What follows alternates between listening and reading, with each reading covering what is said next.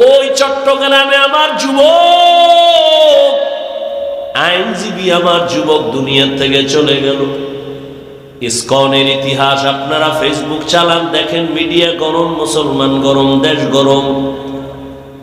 হ্যাঁ, এই জন্যই তো আমি এতদিন বলছি, আমার কথা প্রথম বললে একটু কলিজায় গিয়া আঘাত লাগে, কিন্তু শেষে দেখা যায় ঠিকই।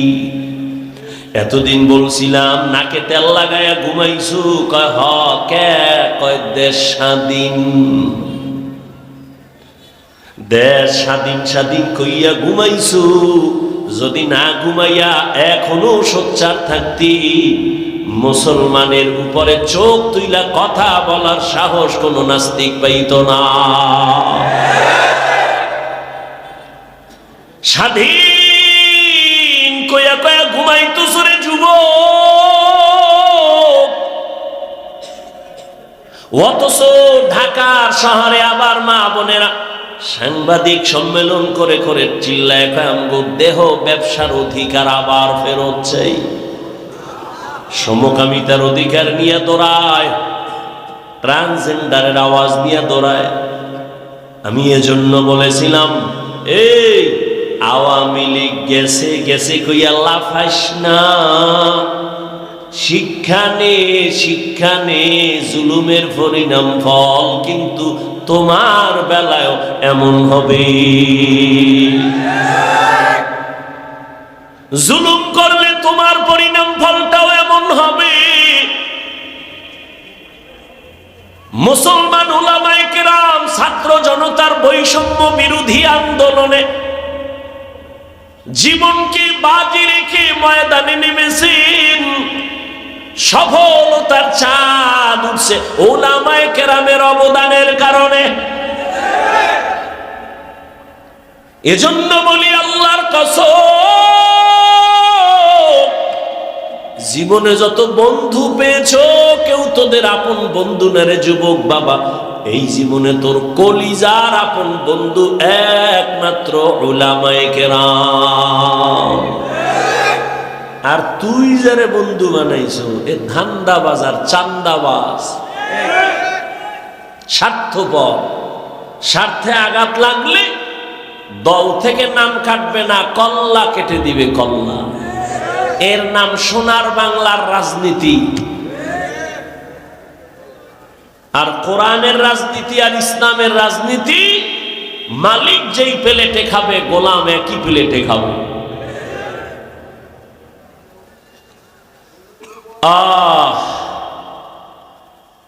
নাকে তেল লাগাইয়া ঘুমাইস না রে যুবক। উলামায়ে কেরাম যে এত আন্দোলন করলো, হাজারো লাখো মাদ্রাসার ছাত্র ময়দানে নেমে গেল, কেউ কিন্তু বলে না আমগো ক্ষমতায় উঠাও এই জন্য আন্দোলন করেছি, বলে নেই। উলামায়ে কেরামের কথা হলো, আমরা জাতির বন্ধু, জাতির উপরে জুলুম হবে, সহ্য করা হবে না।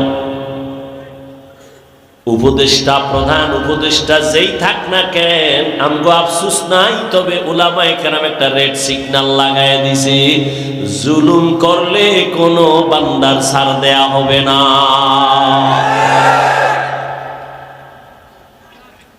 মুসলমান নাকে তেল লাগায় ঘুমাইতেছো না, মুসলমান তো নাক চোখ কান খোলা রাখতে হবে, কারণ এ দুনিয়ার বিধর্মীরা ঘুমায় না, অপেক্ষায় থাকে কখন মুসলমানের উপরে আঘাত করবে। অতএব মুসলমান আরামে নিশ্চিন্তে ঘুমাবি তো সেই দিন বাংলাদেশের প্রত্যেকটা পাড়া মহল্লায় উলামায়ে কেরাম বুক ফুলাইয়া চলবে, কোরআনের বয়ান করবেন যেদিন, কোন বেনামাজি সুদখোরের অনুমতি নেওয়া লাগবে না। মুসলমান তো নাকে তেল লাগায় স্বাধীনভাবে ঘুমাবে সেদিন, যেদিন এদেশের প্রত্যেকটা মাদ্রাসা মসজিদের কমিটির মধ্যে বেনামাজি থাকবে না, সুদখোর থাকবে না। শিয়ালে রাতে মুরগি দিয়ে কয় 3 দিন আমানত, শিয়াল পণ্ডিত কয় 1 দিনও না। জিন্দা কেন, মরাও দেব না। শিয়ালের হাতে মুরগি রাখলে যা হবে, ধর্মের চাবি সুদখোর বেনামাজির হাতে রাখলে তাই হবে। রাখছে কারা? এই শিয়ালের হাতে মুরগি রাখছে কারা?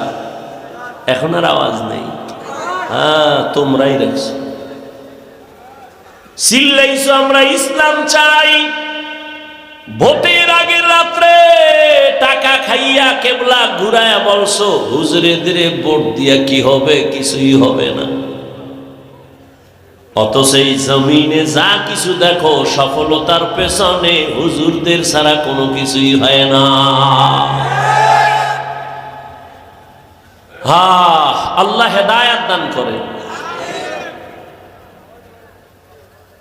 আল্লাহ পাক রব্বুল আলামিন বলেন, যারা আমার সাথে মোলাকাত করতে চাও হে যুবক, দুনিয়া দেখতে দেখতে হায়াতের অর্ধেক শেষ। 30 বছর হায়াত শেষ, যদি 50 বছর বাঁচো আর মাত্র 20 বছর আছে। যদি তোর হায়াতটা 60 বছর থাকে, অর্ধেক শেষ আর অর্ধেক আছে। আমি বলি অর্ধেক বাইচা থাইকা লাভ কি? অর্ধেক জীবনে আরো যদি বাঁচতে চাও, যে পার্স গুলো দরকার ওই পার্স তো সব নষ্ট করছো মোবাইল দেখা দেখা। মোবাইলের দিকে তাকাইয়া থাকার কারণে কানের পার্স নষ্ট, চোখের পাওয়ার নষ্ট, হাতের পাওয়ার নষ্ট, কিডনি নষ্ট, হার্ট দুর্বল, মাথা ব্যথা বেড়ে গেছে। এই মোবাইল দিয়া চরিত্রটাও নষ্ট করলি, শরীরটাও নষ্ট করলি, চেহারাটাও নষ্ট করলি, লেখাপড়াও নষ্ট করলি। বাকি জীবন বিছানায় শুয়া কাটাবি পঙ্গুর মতো। হাত থাকবে, পাওয়ার থাকবে না, চোখ থাকবে, পাওয়ার থাকবে না। এক সময় কাঁদবি, চোখের পানি মুছার কাউকে আর খুঁজে পাবি না। আল্লাহ হেদায়াত দান করুন। বয়ান বক্তার এলেম আমলের বাহাদুরিতে ওয়াজ হয় না। সব জায়গায় বলি, আজও বলি, বক্তার এলেম যত থাক আর আমল থাক, এ দিয়ে বয়ান হয় না। বয়ান সম্পূর্ণ নির্ভর করে ভালো মন্দ শ্রোতাদের অন্তরের মুহাব্বত আর আকর্ষণের উপর। শ্রোতাদের অন্তরের আকর্ষণ যেমন, বয়ান তেমন। চাইলেও হবে না। অনেক জায়গায় বয়ান কইরা খুঁজি বয়ান কই, আর অনেক জায়গায় ঘন্টাকে ঘন্টা চলে যায়, অনুভব হয় না, এত তাড়াতাড়ি শেষ হয়ে গেল। সব শ্রোতাদের আকর্ষণ। দোয়া, কত বড় বড় বড় বড় আলেম আছে, মাইকের সামনে কথা বলেন না, বলতে পারেন না। আল্লাহ পাকের সব দয়া, আর কিছুই না। বান্দার কোনো বাহাদুরি নেই। ফামান কানা ইয়ারজু লিকা রাব্বিহি ফালইআমাল আমালান সালিহা। নেক আমল করো, বদ আমল ছাড়ো। বদ আমল দুই প্রকার, ফাহশা আর মুনকার।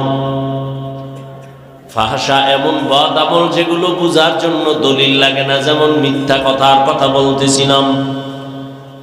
বলেন আমাকে গালি দেওয়া এটা নেক আমল না বদ আমল?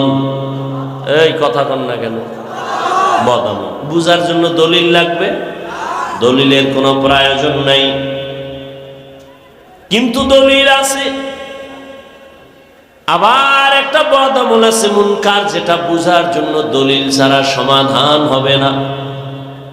যেমন আমি বলি, উদাহরণটা এমন, আপনারা খেয়াল করবেন, সিজদা করা এটা ভালো আমল না খারাপ আমল? ভালো আমল। সিজদা করাটা নেক আমল না বদ আমল? এই আপনারা এরকম করেন কেন? উঠার ব্যারাম থাকলে ঢুকছেন কেন? বাইরে দাঁড়ায় দাঁড়ায় বয়ান শুনবেন, ফাঁকে গিয়ে বিড়িটাই না আবার আইবেন। ভেতরে ঢুকে ডিস্টার্ব করেন কেন?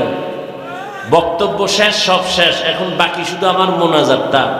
নিজের কপালটাও নষ্ট করেন না, আর একজনের কপালও কইরেন না। আমি 2 মিনিট আগে ছাড়লে, আমি আজকে অনেক আগে আসছি, চাইছি যে 9টায় উঠে চলে যাবো, সর্বনাই যেতে হবে। আমি যত তাড়াতাড়ি পারি তত আমার ভালো। এখন আমি আপনাদেরকে যত কথা বলতেছি, আপনাদের মোহাব্বতের উপরে বলতেছি। ডিস্টার্ব করলে আস্তে হাত দুইটা উঠাই ফেলবো, চিল্লাইলো আর হাত নিচে নামবে না আগামী বছরের আগে। আল্লাহ হেদায়েত দান করে।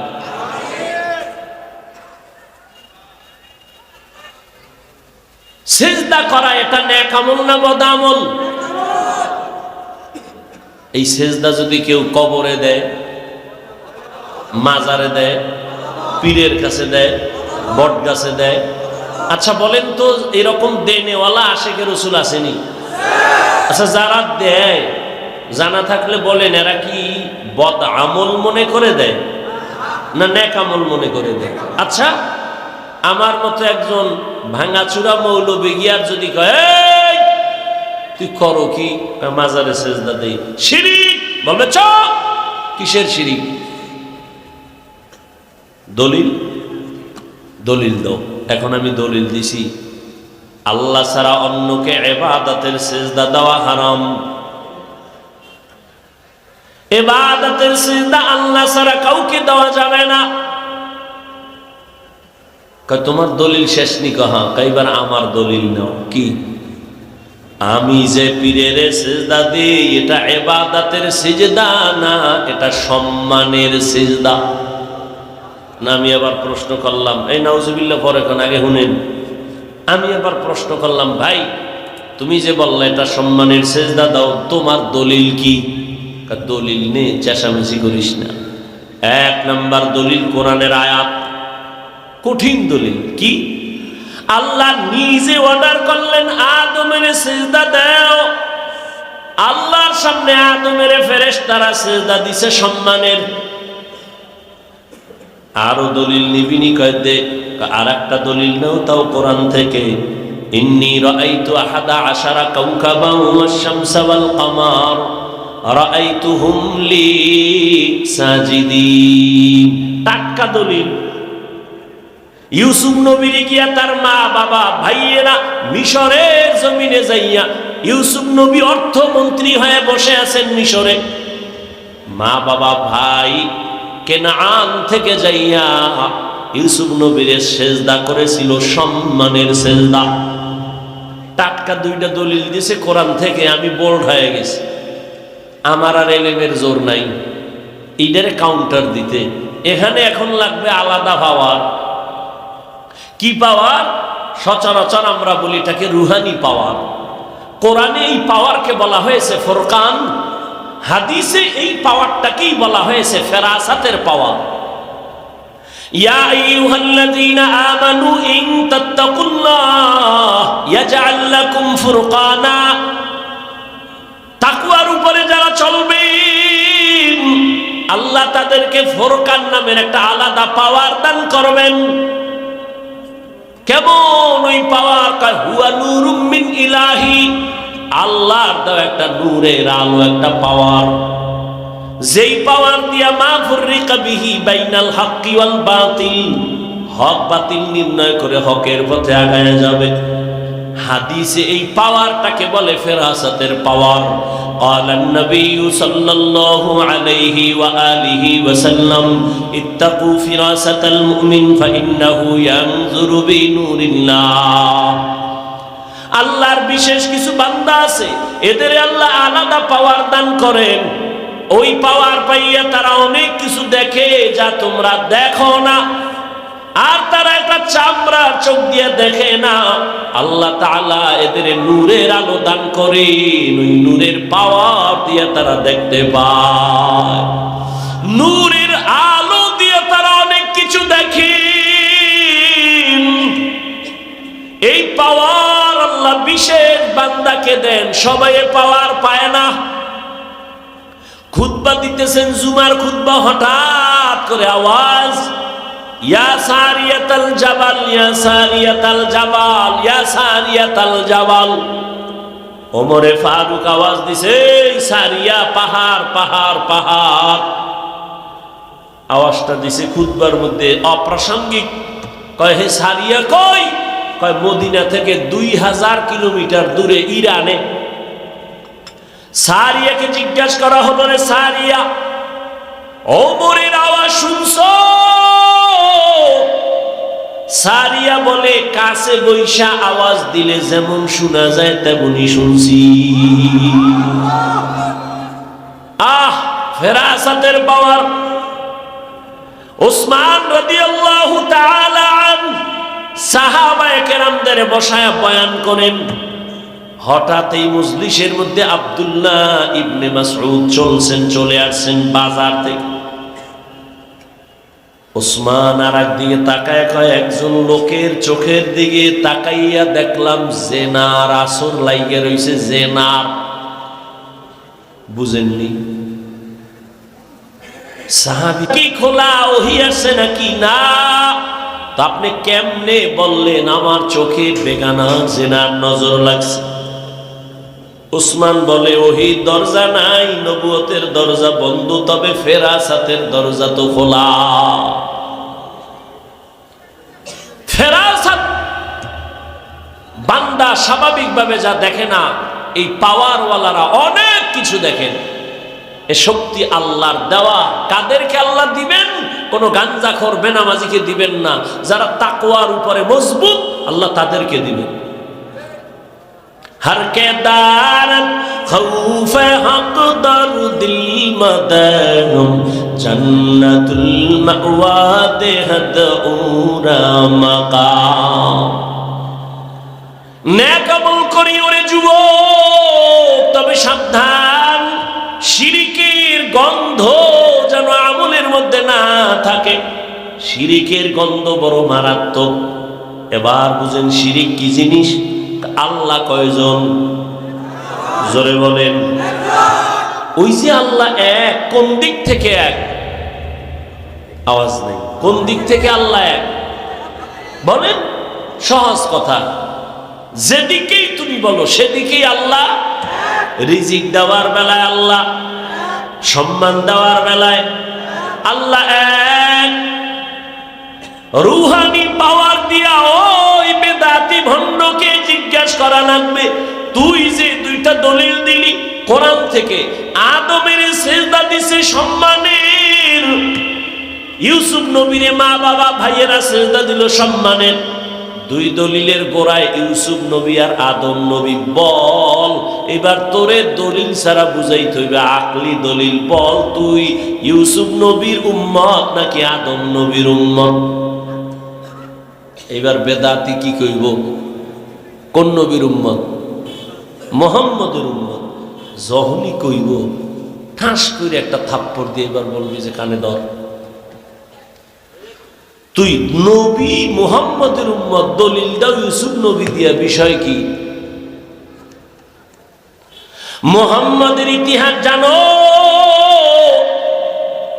মুহাম্মদের এত দাম, এত দাম যে নবী আল্লাহর পেয়ারা, এত বেশি পেয়ারা। মুসা আল্লাহর বন্ধু, ঈসা আল্লাহর বন্ধু, ইব্রাহিম আল্লাহর বন্ধু, ইসমাইল আল্লাহর বন্ধু, নবী মুহাম্মদ আল্লাহ বানাইছেন বন্ধু। তবে ব্যবধান, সব নবী রাসূল আমার আল্লাহ তাআলার আশিক। আর আল্লাহ বলেন আমি নিজে মুহাম্মদের আশিক।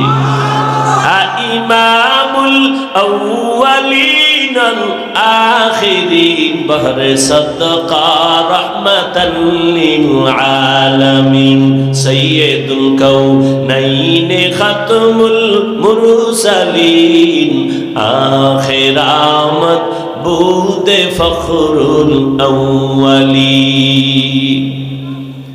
এর নবীর আশিক ওই বেদাতিকে বলো, মুহাম্মাদের জীবনী জানুনি?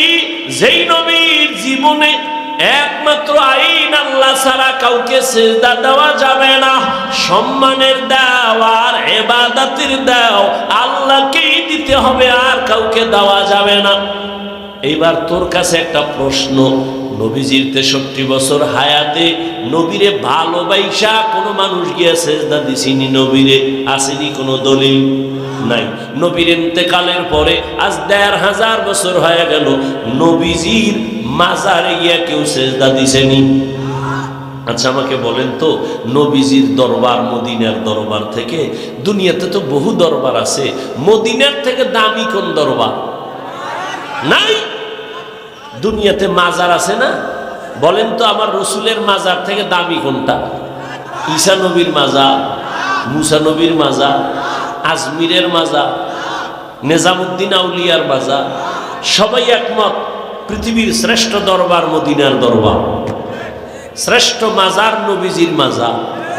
বলতো ওই মাজারে কি পরিমাণ মোমবাতি জ্বলে, নারী পুরুষ বেপর্দা হয়ে কি পরিমাণ জিকির চলে, ওই মাজারে সেজদা চলে। সোজা কথা, বাঁকা টাকা নাই। নবীজির শ্রেষ্ঠ দরবার মদিনার পৃথিবীর শ্রেষ্ঠ মাজার রহমতুল্লিল আলামিনের মাজারে, এই দরবারে আর মাজারে যা চলে না, পৃথিবীর কোন মাজারে আর দরবারে তা চলতে দেওয়া হবে না। সোজা কথা, কোনো পেশ নাই। আর যদি মনে করো হ্যাঁ মাজারে সেজদা দিলে আল্লাহ খুশি হয়, তাহলে প্রথম সেজদা মদিনার নবীর মাজারে দাও। মোমবাতি জ্বালাইলে যদি আল্লাহ খুশি হয়, বড় একটা মোম অর্ডার দিয়া বিমানে নিয়ে মদিনার নবীর মাজারে জ্বালাও। কোনদিন হবে না রে বাবা, এই চালাকি ছেড়ে দাও, সরল মনে চলো, আল্লাহর কাছে অনেক দামি হইবা। আল্লাহ পাক রব্বুল আলামিন বলেন, ও দুনিয়ার মানুষ যারা আমার সাথে মোলাকাতে ইচ্ছা করো, আমি রবের সাথে মোলাকাত করতে চাও, তোমাদের কর্মসূচি একটা, নেক আমল করো। দ্বিতীয় কর্মসূচি শিরিক করবা না। আল্লাহর মতো আরো আল্লাহ আছে মনে করার নাম শিরিক। আল্লাহর ক্ষমতার মতো কারো ক্ষমতা আছে মনে করার নাম শিরিক। যারা মনে করবে তাদের নাম মুশরিক। আল্লাহর কিছু স্পেশাল গুণ আছে, এই গুণটা আরো কারো মধ্যে আছে মনে করার নাম শিরিক। যারা মনে করে তাদের নাম মুশরিক। মুশরিকদের জন্য জান্নাত হারাম। যেমন আল্লাহর স্পেশাল একটা গুণ হলো তিনি রিজিক দেনওয়ালা রাজ্জাক, এই গুণটা আর কারোর মধ্যে আসেনি, নাই। যদি কেউ মনে করে আমাকে চাকরি রিজিক দেয়, আমারে সরকার দেয়, গ্রামীণ ব্যাংক আমাকে রিজিক দেয়, দুনিয়ার কেউ রিজিক দেয়, মনে করার নাম শিরিক। সন্তান দেওয়ার মালিক কে? আল্লাহ। আরো কেউ সন্তান দেওয়ার ক্ষমতা রাখে মনে করার নাম শিরিক। যারা শিরিক করবে তাদের নাম মুশরিক। মুশরিকদের জন্য জান্নাত হারাম। ইন্নাল্লাহা লা ইয়াগফিরু আন ইউশরাকা বিহি ওয়া ইয়াগফিরু মা দুনা যালিকা লিমান ইয়াশা ওয়া মান ইউশরিক বিল্লাহ ফাকাদ ইফতারা ইসমান আযীমা ওয়া মান ইউশরিক বিল্লাহ ফাকাদ দাল্লা দালালান বাঈদা ওয়া মান ইউশরিক বিল্লাহ ফাকাদ হারামাল্লাহু আলাইহিল জান্নাহ। আল্লাহর সাথে শিরিক করবা না, নেক আমল করো ইখলাস নিয়া। ও আমার কলিজার যুবক, এমন বয়ান, এত বয়ান, তাবলীগওয়ালাদের বয়ান, পীর মাশায়েখের বয়ান, বয়ান তো তুমিও জানো। মিথ্যা বলা হারাম, গালি দেওয়া হারাম, গীবত করা হারাম, নাচ দেখা হারাম, গান শোনা হারাম, চুরি করা হারাম, ডাকাতি করা হারাম, জুলুম করা হারাম, মানুষকে জবাই করা হারাম। সব জানো, মানো না কেন রে বাবা? নামাজ পড়া ফরজ, মা বাবার খেদমত করো জীবনে, হজ ফরজ হলে হজ করো ফরজ, ধনী যাকাত দাও বছরে একবার ফরজ। সব জানার পরে বয়ানও চলতেছে, আমল নেই কেন রে বাবা? ও যুবক, আমি আজকে তোমাকে পায়ে ধইরা ধইরা বুঝাইতেছি নামাজ পড়ো, নবীর কথা অনুযায়ী চলো, এরপরেও তুমি বুঝো না। অথচ তুমিও মুসলমান, আমিও মুসলমান, তোমার আমার আল্লাহ এক, নবী এক, কোরআন এক, কাবা এক, ধর্ম এক, কালেমা এক। এরপরেও কেন বাবা তুমি লাইনে আসো না? তোমার আমার আল্লাহ কি দুই না এক? তোমার আমার নবী, কাবা, ধর্ম, কালেমা, দুনিয়াতে আসছি সবাই এক। শুধু বৈলরের মানুষগুলো মনে হয় যেন আসার সময় লঙ্গি পরে আসছিল। বিদায় বেলা কাফনের সংখ্যাও হবে 3টা, তাও এক। আমি বক্তার কারণে একটা সম্মানে কাফন বাড়াইয়াও দিবে না। তুমি রিক্সা ড্রাইভার মইরা গেল, একটা কাফন কেউ কমাইয়াও দিবে না। তোমারও 3 কাফন, আমারও 3টা কাফন। মা বোনদের জন্য 5টা কাফন, কালার হবে আলাদা, কালার সবার এক। কাফনের উপরে লেখা থাকবে বড় হুজুরের লাশ, এমপি সাহেবের লাশ, না কারো উপরে লেখা থাকবে না। আজকে আমি বক্তা যত ভাব দেখাই, তুমি টাকার ক্ষমতার ভাব দেখাও না কেন? সাদা কাফনে যেদিন ঢুকবা সব বাহাদুরি বন্ধ হয়ে যাবে। ওই সাদা কাফনের কালার এক, কবরের সাইজও হবে এক। ওই প্রশ্ন করা হবে তিনটা, তাও এক। তুমি ধনী না গরিব, আলেম না মূর্খ, প্রশ্ন হবে না, প্রশ্ন হবে তিনটা। রবের পরিচয় দাও, ধর্মের পরিচয় দাও, রাহমাতুল লিল আলামিনের পরিচয় দাও। নবীজি বলেন যারা এই তিনটা প্রশ্নের জবাব দিতে পারবে তাদের কবর হবে রওজাতুম মিন রিয়াজিল জান্নাহ, আর যারা জবাব দিতে পারবা না তাদের কবর হবে হুফরাতুম মিন হুফারিন নার। ওই কবরের জবাব কে দিতে পারবে? আমরা হুজুরেরা। কি গ্যারান্টি আছে? ওরে আমাদের হুজুরদের যদি গ্যারান্টি থাকতো তাহলে আল্লাহর নবীর হাতে হাত লাগাইয়া 10 জন সাহাবা জান্নাতের টিকিট পাইছেন। ইতিহাস বইরা দেখেন তারাও জীবনভর কান্না কান্না কান্না, আল্লাহর আদালতে কেমনে দাঁড়াবে। রহমতের নবী বলেন আমি তো আয়েশার হুজরায় ঘুমাইতেছি, এশার নামাজের পর আমি ঘুমাইলাম, আর চোখ বন্ধ, আমার অন্তর ঘুমায় না। আমার মাথার কিনারাই তো মসজিদে নববী, হঠাৎ রাতের গভীরে শুনি কান্নার আওয়াজ। রাতের এই গভীরে কে কান্না করে? আমার ঘুম ভেঙে গেল, আমি ঘুম থেকে উঠলাম, নজর দিয়ে তাকায় দেখি সাধারণ কোনো বান্দা কাঁদে না, আমার সাহাবী, জান্নাতের 1 নাম্বার সাহাবী আবু বকর নামাজে দাঁড়ায় কান্না করতেছে। আমি রহমতের নবী উঠছি, আমার আবু বকর এই গভীর রাতে কেন কাঁদেন? আমি উইঠা পেছনে চলে গেলাম, চুপ করে দাঁড়াইলাম। আবু বকর হাউমাউ করে কাঁদতেছেন। নামাজ শেষ, আমি জিজ্ঞাসা করলাম, ও আবু বকর, আমার নামাজে দাঁড়ায় কেন কান্না করলেন? আবু বকর চোখের পানি ছেড়ে বলেন, নবী,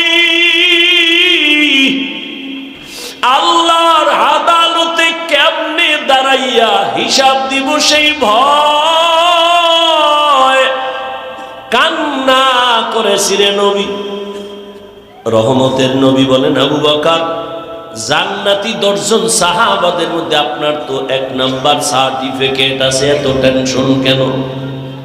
আবু বকর কান্না করে বলেন, ইয়া রাসূলুল্লাহ, আপনিই তো বয়ান করে বলছেন কিয়ামতের ময়দান হবে বড় কঠিন, জমিনটা হবে কিয়ামতের মাঠ, আরাফার ময়দান হবে আল্লাহর আদালত, স্টেজ হবে আল্লাহর আদালত। ও নবী, আপনিই তো বয়ান করেছেন আর কান্না করেছেন, কিয়ামতের দিন সমস্ত মানুষগুলো উলঙ্গ দাঁড়াবে, নারী আর পুরুষ সব উলঙ্গ দাঁড়াবে, সূর্যটা নিচে নেমে আসবে, আর আল্লাহ অর্ডার করবেন সূর্য যত তাপ আছে নিচে কইরা ছেড়ে দাও। সূর্যের গরমে মাটির জমিনটা পুড়িয়া তামা হয়ে যাবে। অন্যদিকে জাহান্নামের আওয়াজ, জাহান্নাম চিল্লাইবে আর আল্লাহর আদালতের দিকে আগাবে আর বলবে, আল্লাহ, বেনামাজি কই, গুনাহগার গুলো আমার পেটে দাও। নবীজি আপনি বলেছেন আল্লাহ সেদিন রাগান্বিত আওয়াজ দিবেন, লিমানিল মুলকুল ইয়াউম লিল্লাহিল ওয়াহিদিল কাহ্হার। আমার আল্লাহ এত রাগ নিয়ে আওয়াজটা দিবেন যে আওয়াজে হাসরের ময়দানটা থরথর করে কেঁপে উঠবে। নবীদের কোনো গুনাহ নাই, তারাও কান্না শুরু করবেন আর বলবেন, আল্লাহ, আমার কি উপায় হবে? উম্মতেরা পাগলের মতো দৌড়াদৌড়ি করবে, কেউ সুপারিশ করবে না। নবী বলেন, ও নবী বয়ান করেছেন, জাহান্নাম এমন ভাবে চিৎকার দিবে, কেউ জাহান্নামকে ধরে রাখতে পারবে না। আল্লাহ পাক রব্বুল আলামিন জাহান্নামকে বলবে, অপেক্ষা কর, বিচারটা শেষ করিয়া গুনাহগার গুলো তোর পেটে ঢুকায় দেই, অপেক্ষা কর। জাহান্নাম একটু দাঁড়াবে না।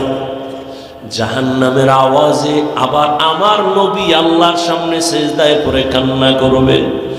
মায়ার নবী বলবেন, আল্লাহ, জাহান্নামকে ফিরাও, আমার একটা উম্মত যেন জাহান্নাম ধরতে না পারে। যদি আমার উম্মত জাহান্নামে যায় আমি জান্নাতে যাব না।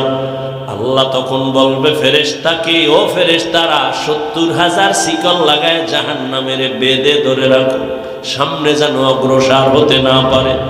70,000 শিকল লাগাইয়া জাহান্নামকে ধরবে, ধরে রাখতে পারবে না। আবার এক একটা শিকলের গোড়ায় 70,000 ফেরেশতা ধইরা রাখতে যখন পারে না, ওদিকে নবীও কান্না করেন উম্মতের মায়ায় পড়িয়া।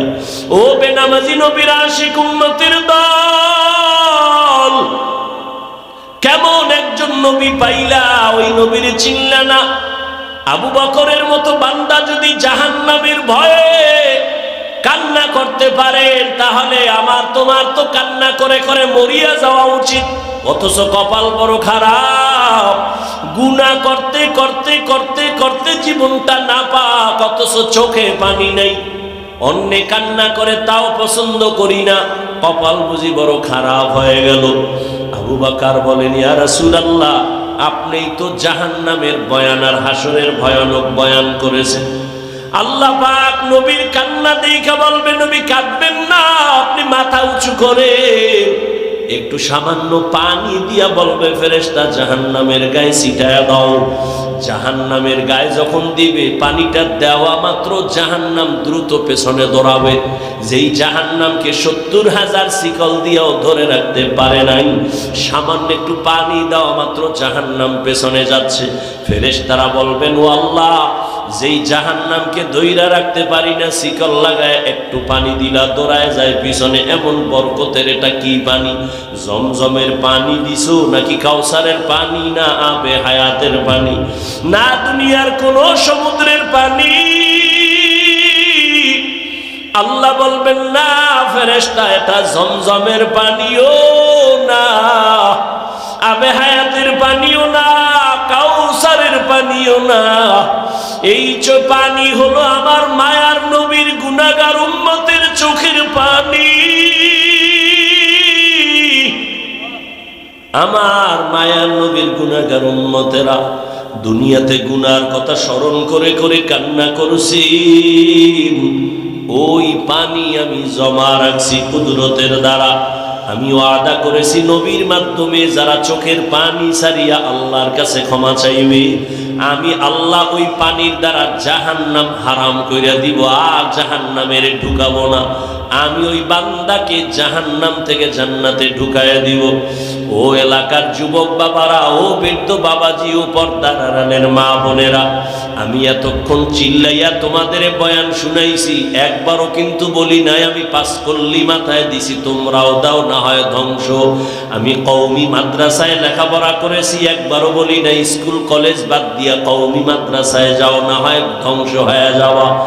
আমি এতক্ষণ বয়ান করলাম তাবলীগের লাইনের সন্তান, পীরের মুরিদ, একবারও তোমাদের বলি নাই যুবক পীরের কাছে যাও, তাবলীগে যাও, না হয় জাহান্নামী হয়ে যাইবা।